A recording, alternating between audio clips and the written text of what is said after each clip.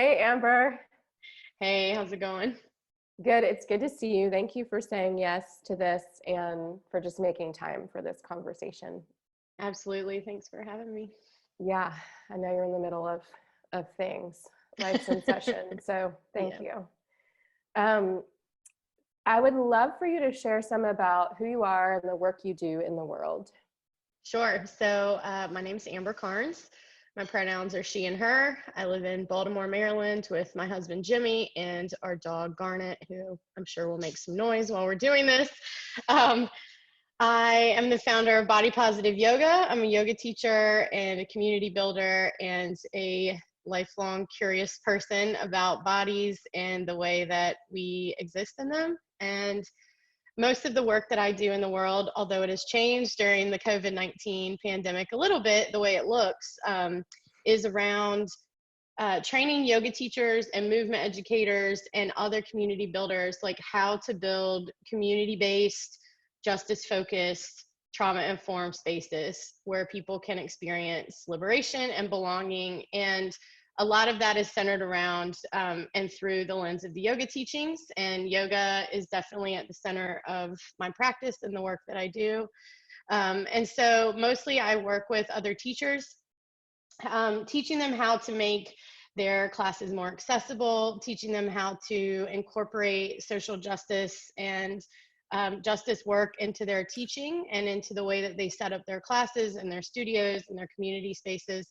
I do some of that online and some of that in person, not so much right now, but hopefully again. And I also coach with folks, with individuals who want to work on making peace with their bodies. So I have some retreats and experiences that aren't necessarily just for teachers or like movement professionals, but just for folks that want to be on a journey of body peace, to divest themselves from diet culture and really learn how to live in their bodies in a way that feels more integrated and more more human. Mhm. So, okay, in my personal life, I like the outdoors. I'm big into hiking and camping, and also into like making things with my hands. So knitting, sewing, that kind of stuff. But mostly I work on my business and work on the yoga-based community work that I've been doing. I'm so grateful to be able to facilitate. I'm so excited you are in this world doing the work you do. I think it's so powerful. I know it's powerful. I've experienced being in collaboration with you and just am so grateful for you in this world. So thank you for being you. Thank you. Yeah. And I would love for you to share some about how your heart is. I mean, this conversation's about grief and COVID-19 and probably other things, but like, how is your heart doing right now? How are you? Well, it seems like that changes like minute to minute, which, on the one hand, isn't that different than normal, right? Like, I feel like a lot of, what's happening right now is not new. It's just highlighted. And um, I feel I think I'm kind of stuck in predominantly like anger right now, it feels, when I'm not in you know, a, I don't know. I feel like I'm like not articulating this well because yeah, it's not a stable like place for me to say like my heart has been good or my heart has been sad or whatever, because each day has been really different. Mm-hmm. There's some times where it almost feels like nothing has changed when I'm online and I'm working or I'm preparing a meal or whatever, and I just forget for a few minutes. And so there are these, big, like it just feels like a normal like computer day instead of a travel day. And then there's days that I'm really sad and where there's a lot of crying. And then there's days when I'm just like really, really angry at all of the, injustice and greed and selfishness that I see. And so I feel like my heart is kind of like getting a workout in the full range of human emotions to a degree. Um, it's really, it's difficult for me to watch my partner struggle. It's difficult for me to talk with my family and know how, and my friends and hear how they are doing, because I feel like as a as a creative thinker and a problem solver and somebody that people come to for advice a lot, like I don't have a way to help. And so that's an uncomfortable place for me to be, and also like really good practice for just like how life is.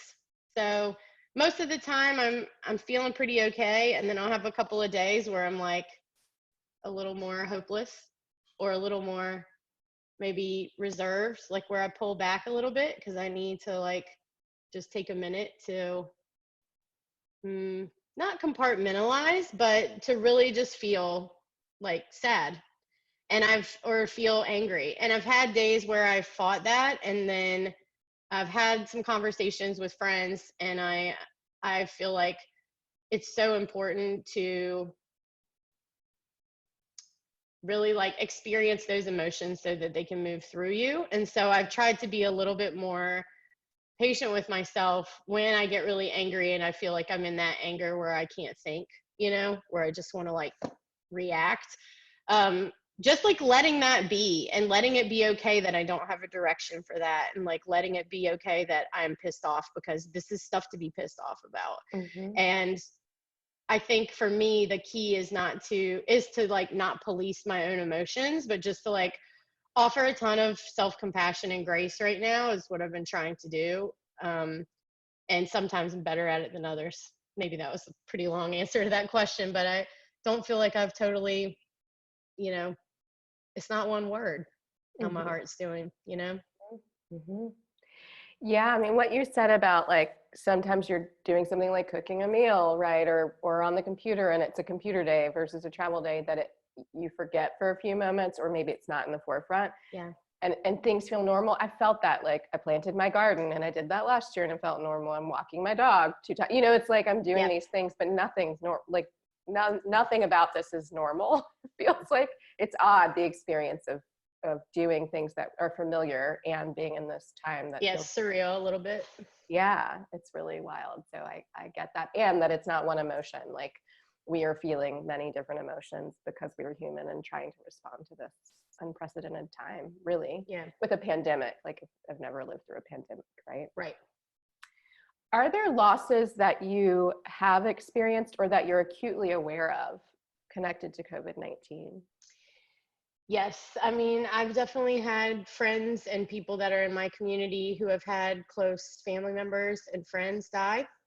I have friends who are sick. I have friends who are still sick but have recovered but are still like, so yeah, I know people directly affected.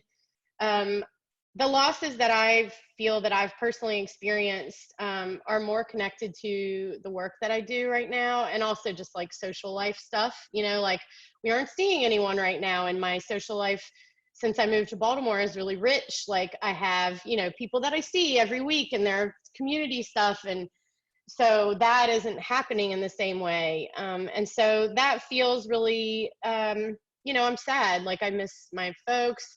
But I think work has been like the biggest place that I felt that loss. I know you know this, but for folks watching maybe that don't know, like I just led my first 200-hour teacher training, and our last module was set to take place in the middle of March. It was an 8-day training, and we didn't get to have that time together. We didn't get to finish the training in the way that I had so much planned for them. And you were part of the kickoff of this. Michelle was on my guest teaching faculty and came and did 2 days with us. And it's funny, I've been, talking about this a lot with the teacher trainees, that when you were there, like I think it was like the second day or the third day of the training, one of the community agreements in your workshops is expect and accept non-closure. And we have organically adopted that as the mantra for this whole training, because we literally didn't get closure, right? We didn't get to have a graduation. We didn't get to be together for that last, time and really finish out and celebrate all the good work that they did. And so it's been really helpful to sort of like have that, as it was like an organic part of the training all the way through. Like we all have sort of been in that space, which is very, yogic to me.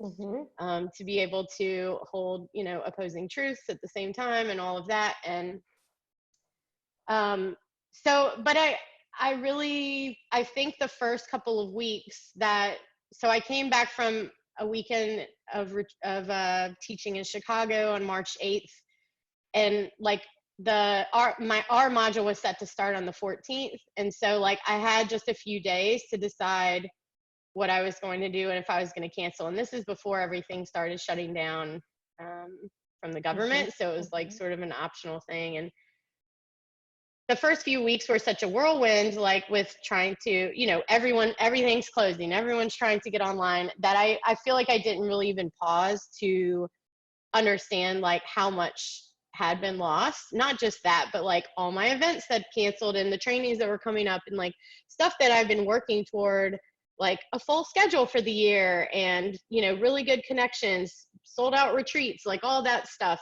success.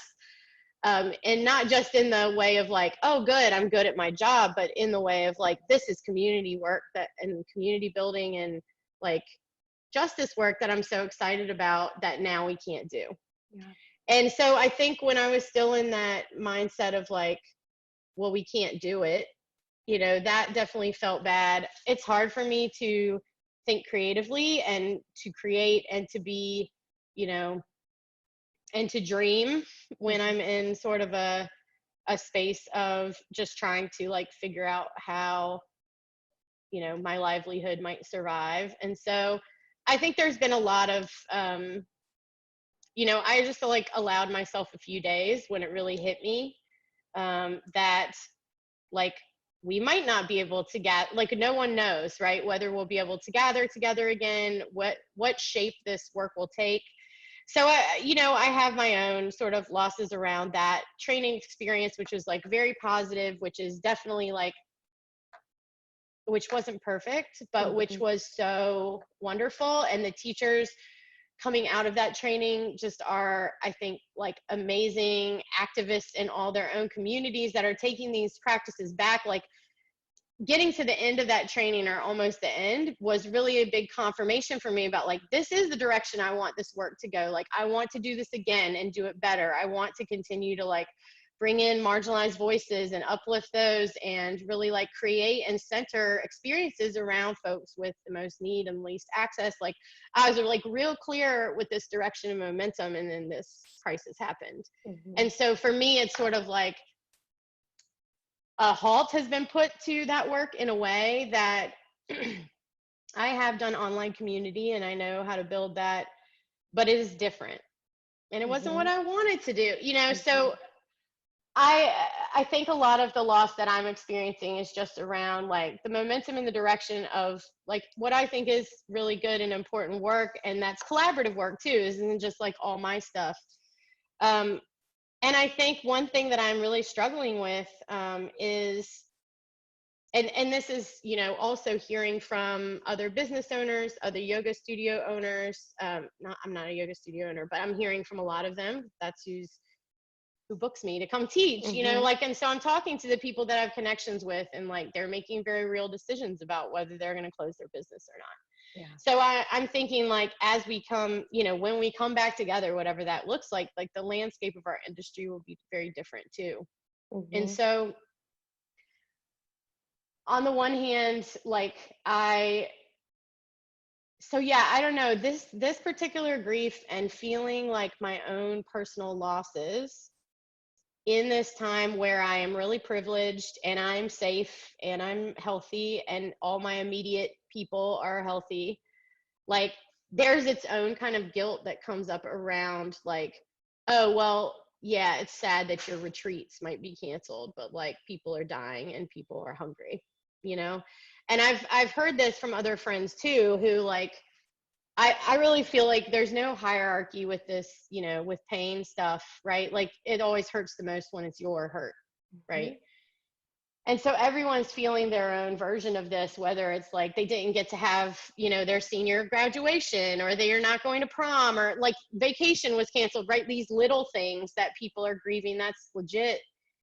And at the same time, knowing that there's very real, like suffering in a different way that's going on in the world. So I'm like sitting in the messiness of that, where every day I'm like, I have anger or sadness on my behalf or the behalf of my students or the other teachers that are in my network that are really just trying to survive, but that we are experiencing this crisis in a very different way than folks who, you know, are living under conditions created by the systems of Mhm. oppression that we're in that are very different. It's a very different lived experience in the end.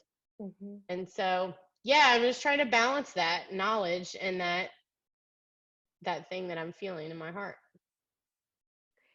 Yeah, I so appreciate what all that you just named, and highlighting the fact that we're not having the same experience, right? Everyone's Right. experiencing this in different ways. And I really think, because many of us have never faced anything like this before, even though injustices are being magnified that have been present for a long time, but we've not Yeah. faced this kind of reality before, Yeah. right?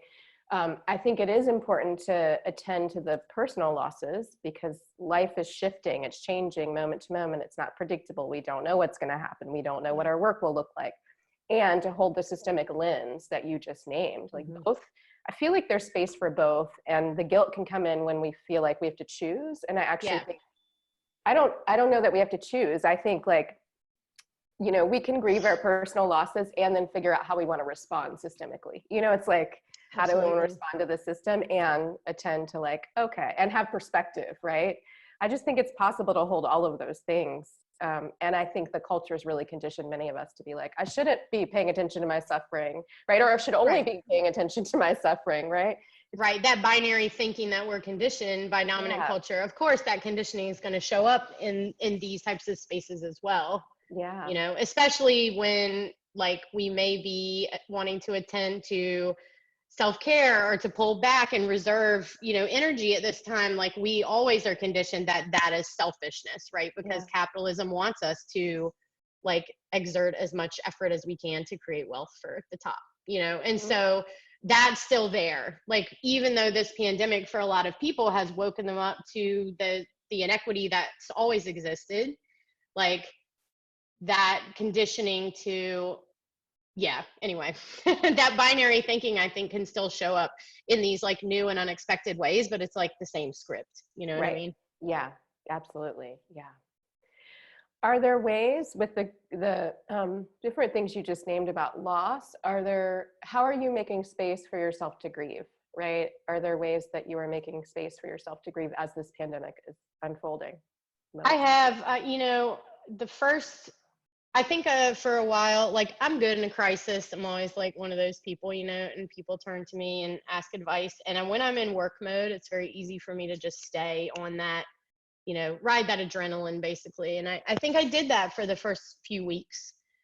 And I kind of knew at some point like it would hit me and it would sink in, and it did. And I had conversations with friends and mentors and people that I trust and all of that. And I remember, one of the things when the anger and the grief like really started to feel like overwhelming to me, that a thought that I kept having that I was telling myself was, okay, if you indulge these, this is the unconscious script, right? If you indulge these feelings, if you just sit around and cry all day or just pace around yelling into the phone for the people that can hold space for your anger or like whatever, right? If you just give into it, then it's going to turn into depression.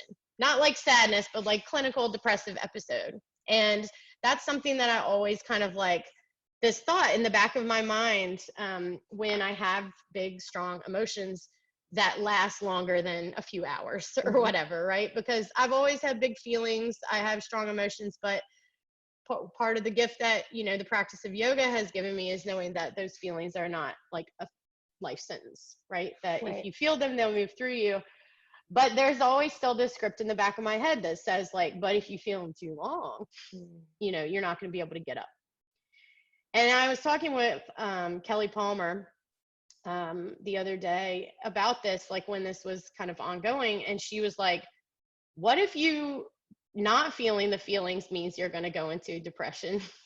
Right. And I was like, literally never occurred to me, Mhm. even though logically I know that, right? I was so stuck in this thought loop of like, this for sure will happen if you allow yourself, if you give yourself this permission, that Mhm. I just never even considered the flip side of it, which actually I rationally know to be true. Mm-hmm. And just her saying that like talked me out of it. It was so nice to finally give myself permission to be like, look around. This sucks. It's okay to be sad. Like, it's okay to be so angry that you feel like you're going to like burst into flames. Like, you should be that angry at what is happening right now. This is not okay, like, at all. And I think just that permission to be like, you know what, I'm going to be a rage monster today. And that doesn't mean I'm going to take it out on other people or lash out or behave inappropriately to my fellow humans, but it means that it's all right to allow that. And so I think after that conversation with her, even though I rationally knew it in my brain, something about that kind of snapped me out of it, where I was like, I have to allow whatever shows up to happen, and so that I can continue to move forward. Mm-hmm. Because I think the resistance for me, like when I notice the resistance to any situation, right? Whether it's like, a friend experiences a loss and I don't want that to have happened, or like just being like, I really wish that I was, leading a training right now instead of sitting at home trying to do something online. Like, when I'm in that place of resisting what's actually happening in my life, that's what causes the suffering for me. Mm-hmm. Not like it's always way worse than whatever, just allowing that feeling to show up in the first place. I always create this friction and this tension in a place that it doesn't need to be. Right. Or it's like that compounds the bad stuff that's already going on. And so I think for me, a few things that I've been doing. One is trying to remember my practice. Mm-hmm. So the days that I actually, not a perfect practice where I'm like, yes, I am doing 90 minutes of asana and an hour of meditation each morning. Like, it's not anything like that. But on the days that I remember that I'm in a human body that needs to be moved and honored and taken care of, and when I remember that, like, when my mind feels so scattered, that I do have tools to focus it, that I do have the resource of my breath to even just like bring my heart rate down. Mm-hmm. Even if I don't change anything else about how I'm feeling, that physiologically my body can feel a little less dangerous. So those things have been, I've really reached for super simple like breath and focus techniques that feel very supportive to me, and sort of like can be these little like oases, I don't know the plural of that word, in the suck right now, right? Like, where it's like, this is terrible, I have a lot more work ahead of me today. Okay, I'm going to do like breath of joy for like 3 times, and then it's this state change for me. It really is. And the tools that the yoga practice gives us really help me. I also have like, sometimes water really helps me. Like, so I'll either drink water or I'll get my body in water. Like jumping into the shower, or if I had my way, I would like jump into like the ocean or a lake. Like, that really always sort of like snaps me out of whatever like spinning is happening up here, right? And reminds me that like, you're not your thoughts, get back in here, get in touch with this, get this settled, and this will settle. And so movement has helped me too. I've been taking a lot of walks. My dog is like so happy that the pandemic is going on. I think all dogs are like, we've hit the jackpot.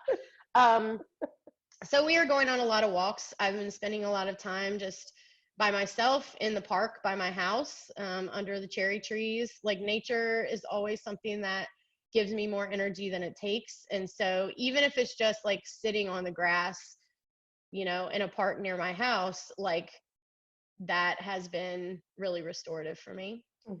And I think phone calls have helped sometimes when I have energy for them. A lot of my work now is this, like sitting on a screen with someone. And so I have a lot of friends and family who are home but not working, or, and so of course everyone wants to feel that connection, but I have felt a little bit inundated with communications, and like, I'm not really being a good friend or a good whatever by getting back to them. But it has felt really good I find that the screen is more tiring for me sometimes than just the phone, right? Because we're, when we're face to face, we're trying to let our nervous systems affect one Yeah. another, and it doesn't happen the same way on a screen as it does in person. And so I think there's its own like tiring thing about that.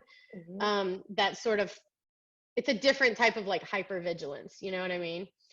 So, but phone calls have seemed to like not be as taxing in the same way, if that makes sense. And so it's felt good to still check in with people, especially the folks that I have, my friends and my family, that I feel like I can really be real with.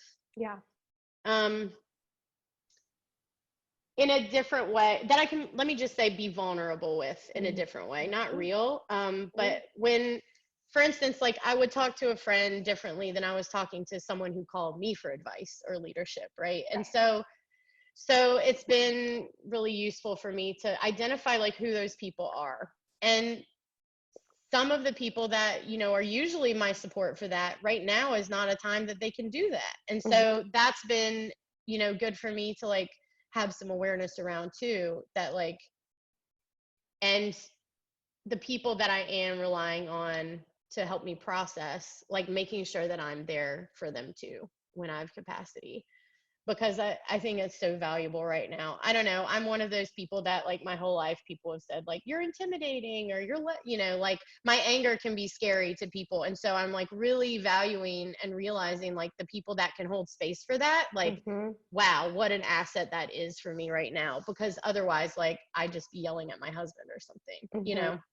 So yeah, thank you for those, sharing the practices you're engaging right now. And I think when you were talking about capacity to respond to people, or who can hold your anger, right, and emotions, who you can be vulnerable with, it just makes me remember that because we haven't experienced this before, like we may have to engage different practices, or we're engaging them in a different way, or so, you know, it's like not the same as when I would sit in front of my altar before this happened every day and pull cards, you know, or if I was traveling, I'd take a set of cards and crystals. It's not the same. And some of the practices may not, I mean, in my experience, meet the moment as effectively as they did before, because this is a moment that feels completely out of control, like in a new way. So thank you for sharing what you are coming back to, practices, and just honoring what you have energy for. Yeah, and I think too, for myself, one of the practices that's less like an overt thing and more just like I have to keep an eye on is really giving myself like the space and compassion to show up in a way that normally would be like below my standards, if that makes sense. Like none of us is like on our game with work or the most compassionate we've ever been or the most patient. And so when I make a mistake, or when I, you know, set down a to-do list for the day and only get 30% of it done, right? Like I'm having to make a conscious choice to not let that old thought loop of like failure, disappointment, blah, blah, blah, like all the conditioning that comes up around like productivity being connected to worth and everything that, you know, that is in us around that. For me, like having to lower my expectations for like what I can accomplish on a given day, knowing like my normal and my now, it has been like an exercise in, I think, scaling back. Like I was having a podcast conversation with someone yesterday, and one of the questions was like, how are you taking care of your health in this moment in time? And I was like, oh, I would have answered you that completely different like 6 weeks ago than I am now. And I feel like you know, the bar has lowered a lot, and I'm trying to like triage, like addressing, like for me right now, like mental health is way more paramount for me to address than like my nutrition or my, you know, movement, or like I'm not trying to like get stronger right now. I'm just trying to like maintain a baseline. And so it's been helpful for me to have those overt thoughts of like, this is right now, like this time is different and you have to show up for yourself differently. Because I think a lot of times what I notice is that when I start feeling resentful or angry or whatever about like, well, this person isn't supporting me, or don't they know that I'm struggling? Like those are actually things that I need to give myself. And I notice when that like resentment comes up of like, oh, I'm doing this alone, like that means that there's some unmet like needs there that maybe I can like step back for a second and see like, okay, clearly there are needs that are not being met. How can I resource myself? And then maybe decide like how I need to respond or react to people. I don't know. Yeah.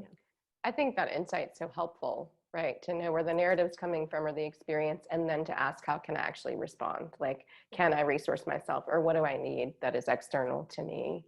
Yeah. I think that's powerful. And I think I have one more question, which is, why do you feel like we've been talking about emotions and grief and mental health and losses and coping? Why do you feel like it's important for us as a collective to acknowledge the grief we're experiencing right now in a culture that really doesn't want us to grieve or acknowledge the losses, the systemic losses? Yeah. Well, I think that, I mean, if we look at just the way that, the government is responding to this, like they don't want us to even notice, much less like grief. Like I feel like, yeah. So yeah. I think it's important because if we allow our memories to be short about what's going on during this time, then because we do have this, I think it is very uncomfortable to be in this space of uncertainty. Maybe yogis have a few more tools to deal with it than, normal people, but most of us have not like ever been trained to just like sit in this uncertain place and be comfortable with it. And I think the tendency can be like, of course, we all want to, quote unquote, go back to normal, right? But normal wasn't actually good for everybody. Right. Right. And I think now is a powerful opportunity for us to wake up to the fact of how much inequity is baked into this system and how much of that is by design. And I think that grief can be a very uncomfortable place to be, especially if you feel like you have some part or stake or responsibility in that, or if you think that the upset of that system is going to change the way that you're treated, right? So I'm white, and for fellow white folks, whether or not they're white folks involved in like social justice things that have been aware of like the inequities, or whether, we're waking up for the first time to like, oh my gosh, like, yeah, we're all in the same boat, but this is not the same experience, right? I think the tendency can be, we're conditioned, I think, as white folks to see our like experience as default and minimize like what other people say is like, hey, this isn't working for everybody the way that it's working for you. And I think it can be painful to come up against those things like that privilege or that inequity without like personalizing it in a way that gets you very stuck or gets you very resistant, right? Like just hearing the word privilege, I think can help or can like trigger some people into this like defensiveness where they can't even discuss the very real thing that's playing out in front of their eyes. And so I think it's important for us to feel this grief that's happening, to notice the inequities and the injustice, and to be upset about that, to be angry, to be sad, to grieve, to really let it hit us in a way that is difficult and that is uncomfortable.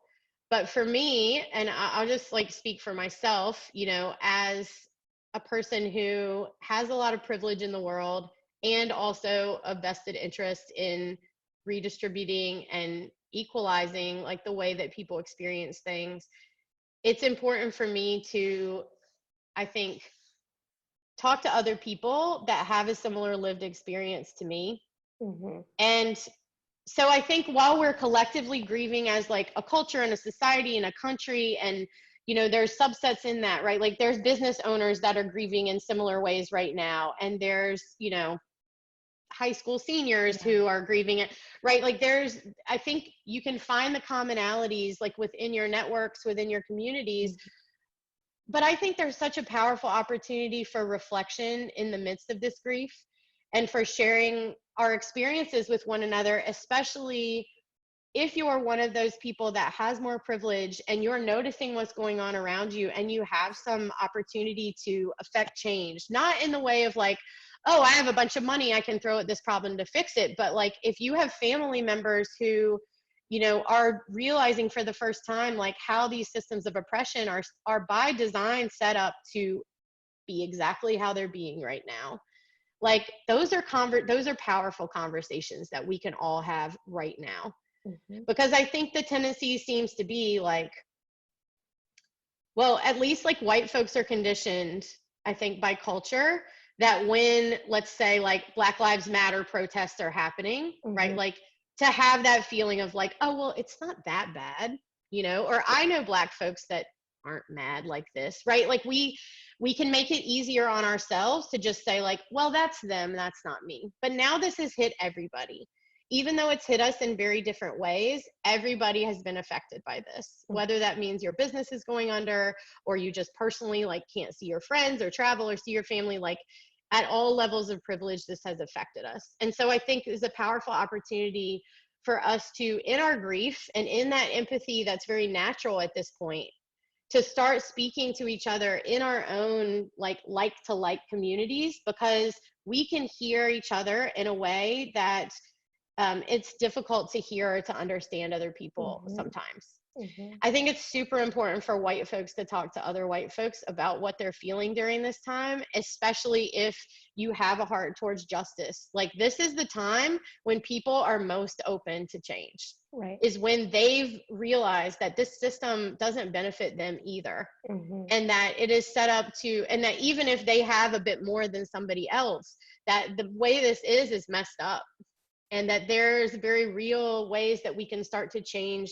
in our own hearts and in our minds and find those commonalities like within our same groups, but across those lines too, right? Mhm. Because it's easy to deny or to minimize when everything is fine for you, Right. right? It would be easy for, you know, Mhm. me personally, like Amber Carnes, you know, mid-30s, middle class white person, to be like, wasn't so bad under Trump, right? Like for real, the reality has not changed for a lot of people in the day-to-day material reality. Now it has. And Mhm. so I think that's a really powerful opportunity to, this isn't where I thought I was going to go with this answer, but I'm just like, whatever. It's like where I'm thinking right now, Mhm. is for folks that maybe, I guess I'm speaking to like, especially the other like white women who are involved in spiritual practice and yoga communities and faith communities. Like, this is a powerful opportunity for us to really step into the power that we have that we might not realize that we have, to affect change within those communities in a new way.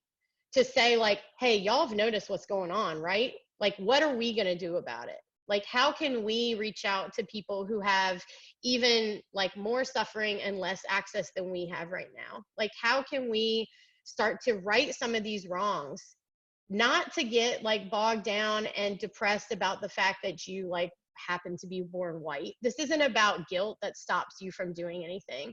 This is really about being able to recognize your own humanity and how the systems of oppression that are set up to keep wealth at the top and to keep people oppressed and all of the things that we're seeing right now, how they've designed to benefit you and to disenfranchise you, Mhm. right? As a white woman, as a woman that has privilege, as a person that holds whatever privilege you have, that staying in those systems will continue to benefit us and be a detriment to us in the same ways. And so we can start to examine within ourselves, like, we are all feeling this hurt and this grief and this anger and this confusion and uncertainty. And can we let this be a catalyst to inform the way that we're going to show up going forward in the world? Like, let this be a catalyst to inform, like, when we sit down to dinner with at a family event and topics of inequity and race and politics and all that come up, are we going to choose to sit there and not make a scene and go along to get along and all of that? Or are we going to actually, you know, use this as a time? For me, the times that I'm most uncomfortable are the times of Mhm. the biggest growth.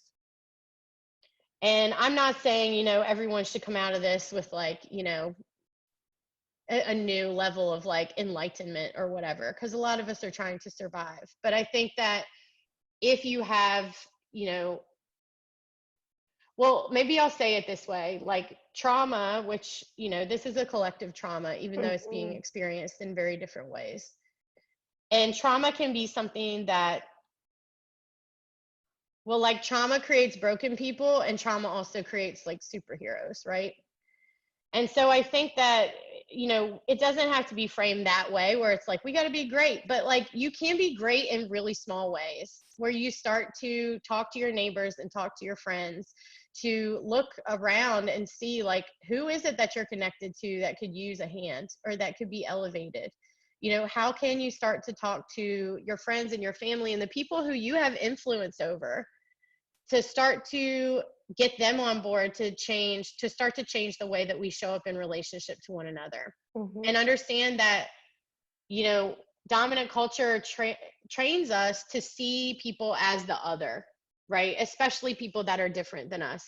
It trains us to be afraid. It trains us to not trust. And so I think this is a good time for us who are all noticing that, like, oh, maybe the people running this actually don't have any of our best interests at heart. They just want us to create the wealth and create the systems that keep them in power. And so like, I feel like if now we can start to like notice around us how even across lines of difference, or maybe, people that you've been conditioned to think are not safe or whatever, like that now that you've experienced this, maybe some of the things that they've experienced for hundreds of years, that you can start to notice like how this takes hold in your heart, and how this affects the way that you show up. You can either let this shrink you and let this make you more distrustful and more siloed and more every man for himself, or you can let this expand you. And you can start to look for that stuff. You can start to notice where you see inequity and say something about it, or do something about it if you have the opportunity, or help you to redistribute some of the power that maybe you have that wasn't earned, but was given by virtue of the system that we're under. And so, I think on the one hand, it's very difficult when you're in this mode where it feels like every minute is survival.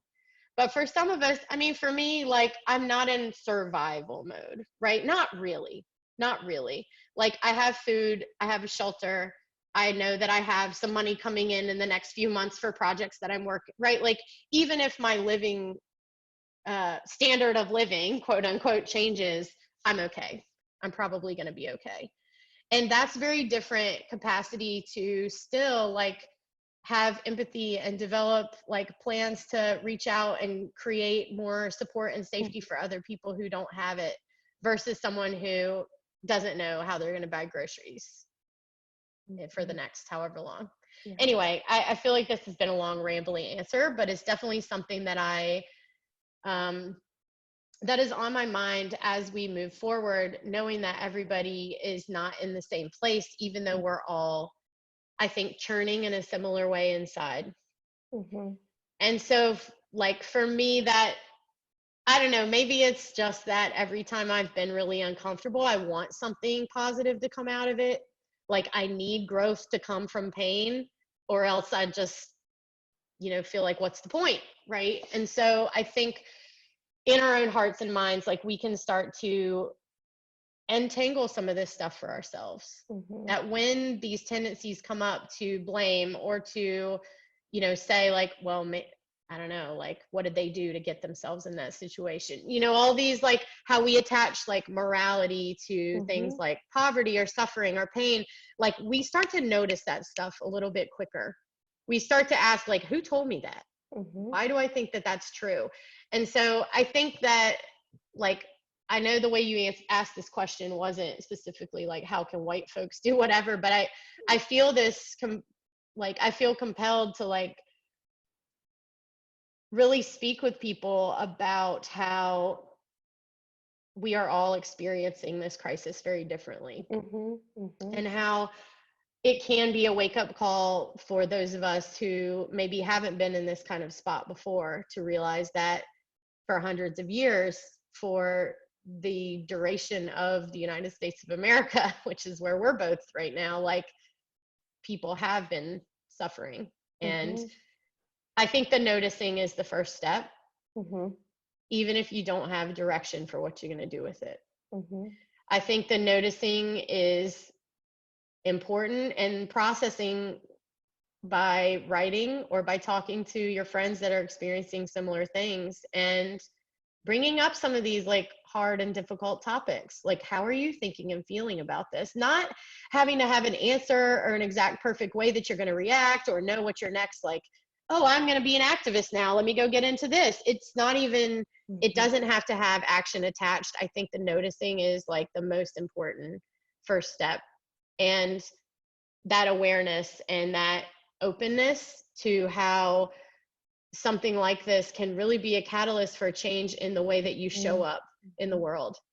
And, you know, I think there can be a tendency to think that like sweeping change has to come as a result of an election or like a political movement or something like that. When if we wait for politicians and charities and, you know, nonprofits and corporations to like do all that work, we're gonna be waiting a long time. Forever. Like that work of creating equity and creating right relationship has to start one-to-one. And it has to start in our own hearts.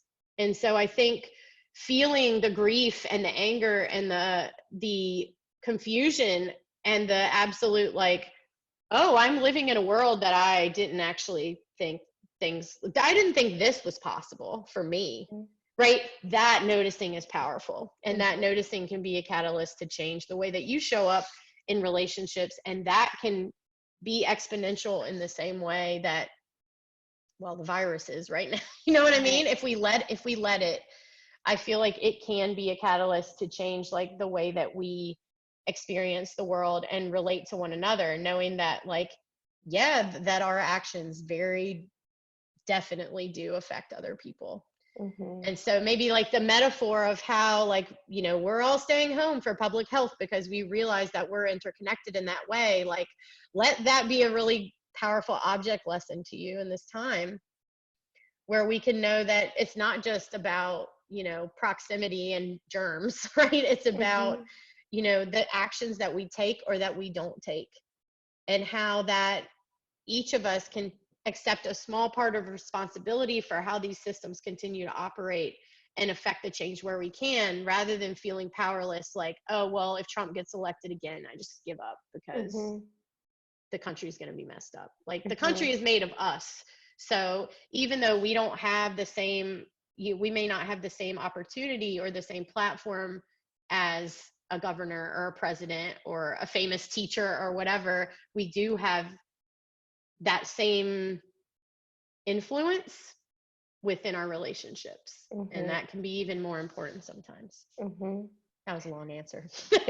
You spoke to so many things, and you spoke from your location, your identities, and spoke to other white people and white women. And you also spoke to like relationship and centering that and raising consciousness, like what happens when we begin to notice and what questions can we ask. And we've always been interconnected. This moment is highlighting it in a different way. So how can we lean into that more and hold on to that? We don't need a virus we don't need another virus, right, to teach us that. We actually need to respond in this moment from a place of interconnection. So I love that, all the things that you named, and that it can,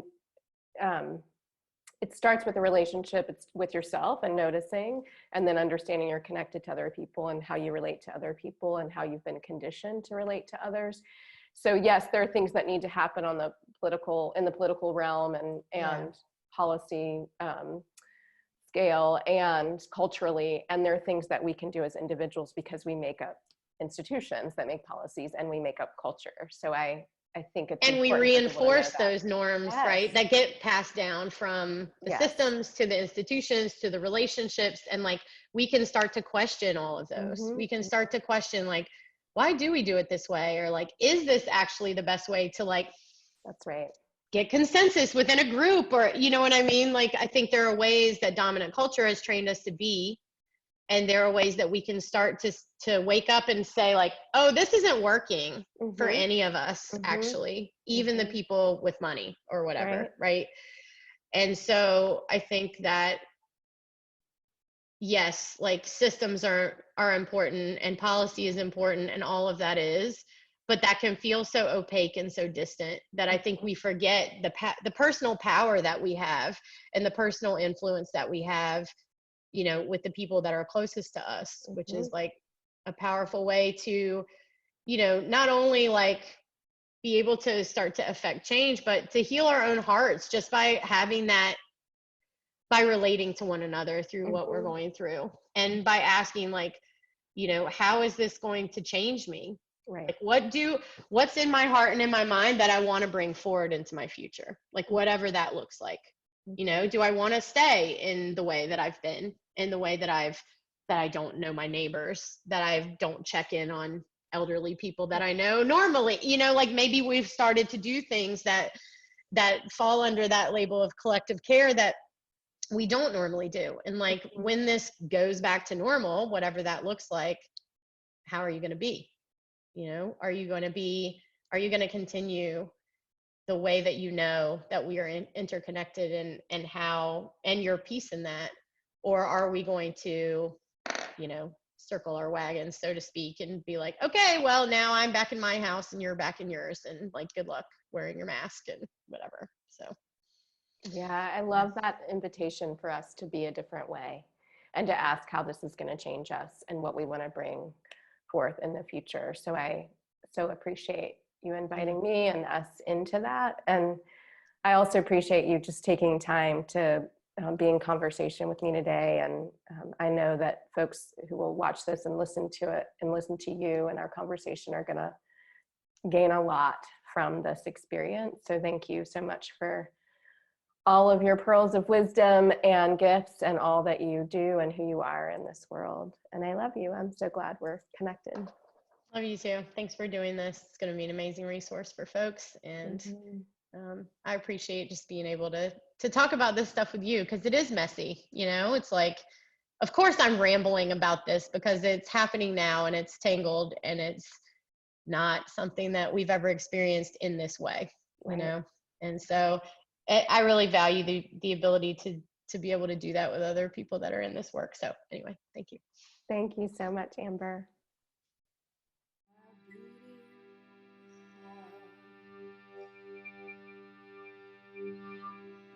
You are your beating heart,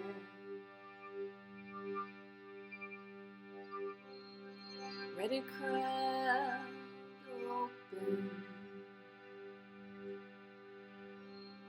wide open, so